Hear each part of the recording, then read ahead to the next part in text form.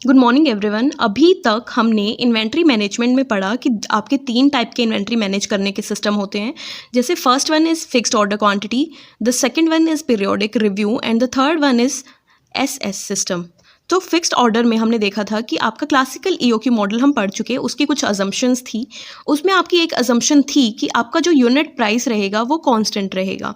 तो second model में हम क्या करते हैं, उस अजम्पशन को रिलीज़ कर देते हैं कि आपका यूनिट प्राइस कांस्टेंट नहीं रहेगा।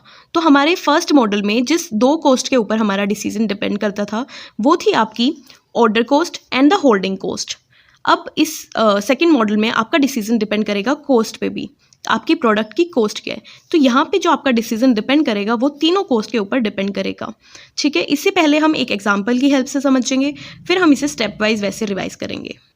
तो देखो, इस टाइप के जो आपके क्वेश्चन होते हैं जिसमें आपको डिमांड दी हुई है, ऑर्डर दी हुई है, ऑर्डर कॉस्ट दी हुई है, होल्डिंग कॉस्ट दी हुई है, that is 10% of the average inventory value. तो इन्वेंट्री वैल्यू आपको कौन से, जैसे यहाँ पे अलग अलग आपको यूनिट प्राइस दिए होते हैं। जैसे 1 to 1000 तक का आपका यूनिट प्राइस रहेगा 22,000 से 1500 तक का आपका यूनिट प्राइस रहेगा 20, 1500 से 1999 तक आपका यूनिट प्राइस रहेगा 19 एंड 2000 अबव से आपका यूनिट प्राइस रहेगा 18.5।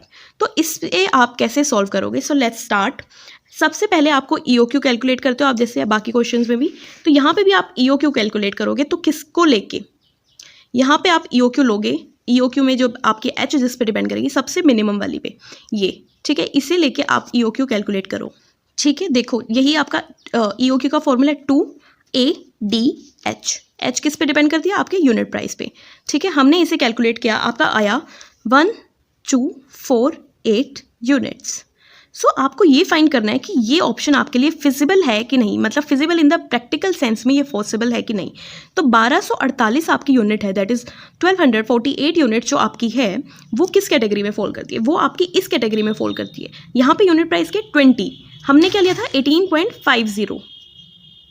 तो ये फिजिबल नहीं है। अगर ये फिजिबल होता तो आप यहीं पे प्रोसेस स्टॉप कर देते, बट ये फिजिबल नहीं है। तो हम आगे फर्दर मूव ऑन करेंगे। आगे क्या करेंगे, हम फिर से ईओक्यू कैलकुलेट करेंगे और इस बार ईओक्यू हम इससे हायर वाली जो प्राइस है उस पर कैलकुलेट करेंगे। जैसे 2 × 180 × 8000 डिवाइड बाय 10% ऑफ इस हायर प्राइस। 18.5 से हायर कितना है? 19।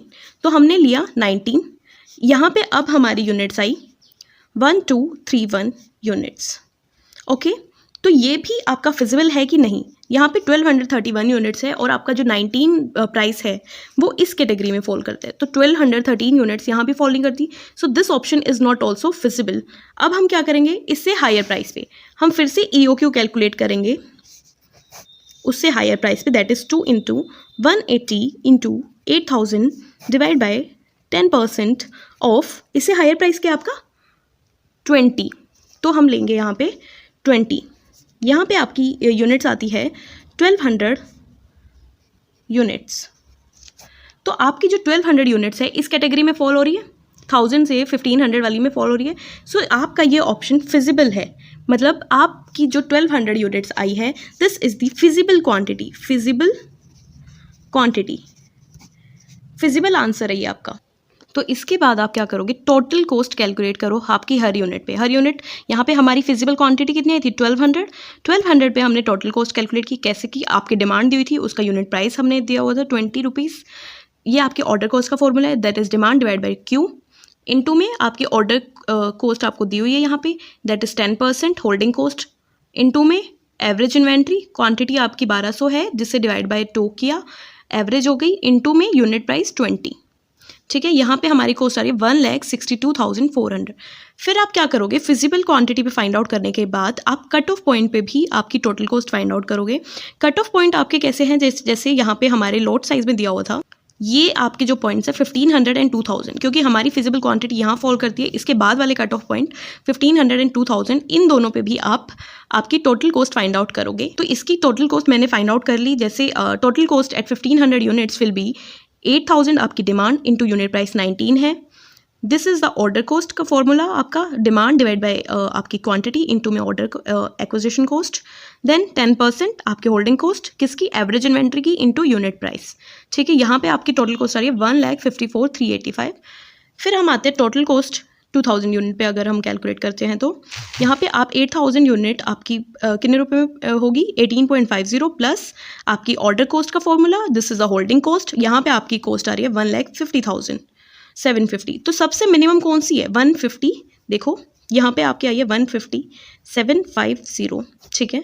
इससे ऊपर 1500 यूनिट पे आपकी 1,54,385, उससे ऊपर आपकी आई थी 162,400। तो सबसे मिनिमम कौन सा है ये वाला, तो ये आपका ऑप्टिमल आंसर होगा, आप ये चूज़ करोगे 2000 यूनिट्स, ठीक है। तो इसे स्टेप वाइज देखते हैं हमने कैसे किया। हमने जैसे क्वेश्चन स्टार्ट किया था, हमने EOQ फाइंड की थी 18.50 लोएस्ट यूनिट पे, ठीक है। फिर हमने चेक किया था वो फिजिबल है कि नहीं, मतलब उस आपकी कैटेगरी यूनिट प्राइस वाली कैटेगरी में फॉल हो रहा है कि नहीं। अगर फॉल होता तो आपको स्टॉप होना था, आपकी यही ऑर्डर क्वांटिटी आपको ऑर्डर करनी थी, बट ये फॉल नहीं करता तो आप क्या करोगे, फर्दर उससे हायर हमने ली, हायर ली, फिर हमने चेक किया फिजिबल है कि नहीं है, नहीं था, फिर हम फर्दर उस पर गए, हमने दोबारा थर्ड टाइम EOQ कैलकुलेट की, फिर हम चेक किया फिजिबल है कि नहीं, यहाँ पे हमारा फिजिबल था, हमने टोटल कॉस्ट कैलकुलेट की एट दिस क्वांटिटी, इसके बाद हमने टोटल कॉस्ट कैलकुलेट की एट द प्राइस ब्रेक, दोनों में से जो मिनिमम था हमने वो चूज़ कर लिया और हमारी टोटल कॉस्ट मिनिमम हो गई, इन्वेंट्री हमारी मैनेज हो गई। सो यही था आपका second model, and thanks for watching this guys, and don't forget to subscribe my channel.